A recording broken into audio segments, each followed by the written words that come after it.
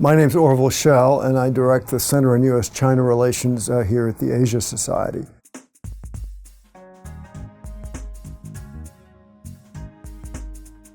Our center, along with the University of California's 21st Century program, has undertaken a year-and-a-half-long project to create recommendations for the new president on U.S. China policy. I thought it would just be interesting to go over some of the key points that we thought were the crisis issues that would have to be addressed very quickly.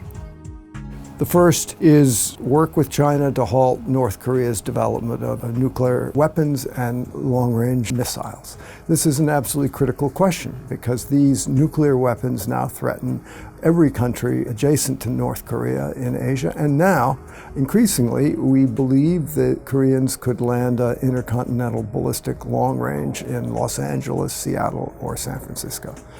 So our recommendations are the U.S. must make a Herculean effort to get together with China, to introduce an even more severe set of sanctions, to cut off the fuel oil pipeline to China, and in the process to come together with China, whose interest it also is, paradoxically, to see North Korea denuclearize. Second issue, to reaffirm our commitments with our Asian allies, most importantly, Korea and Japan, that are in a very grave state of uncertainty about whether they can rely on the United States and the Trump administration going forward. And indeed, the Secretary of Defense is now going out to Japan and Asia, which is a good move. We hope Donald Trump will also make that one of his first stops to say, this is important. This is the fundament of U.S. sort of posture in Asia. Third, and this is an area where Donald Trump has said much already and I think is completely congruent with our recommendations, we must level the playing field in terms of trade and investment between the U.S. and China. China's become increasingly protectionist. It's become increasingly difficult to invest, increasingly difficult to operate as an American business, whereas the American economy is, and in our view, should be open.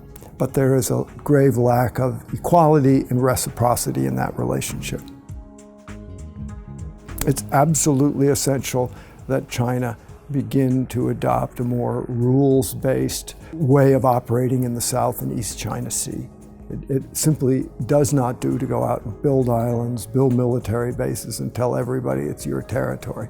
They must start heeding international law. And I think the U.S. must take very prudent, cautious but resolute actions to let China know that this sort of creeping forward strategy does threaten our national interest. Next, we believe that it is very important that the U.S. and China develop ways to have a healthy non-governmental relationship with civil society. That means that we have interchanges that are cultural, environmental, we can do educational interactions, and there not be such a strict control and sort of selecting out of those parts of that non-governmental interaction that the Chinese Communist Party finds threatening to its interest. Because when governments become tense, when governments become fraught with insoluble issues, it is this sort of people-to-people civil society musculature that stabilizes the relationship. Everyone on our task force agreed that a high priority, perhaps the highest priority after North Korea and the nuclear missile problem, is that we should continue to collaborate on climate change. And here, our recommendations, at least so far, don't comport with those of the new president. But we think this is an area where the U.S. and China have collaborated well. We've learned to cooperate effectively.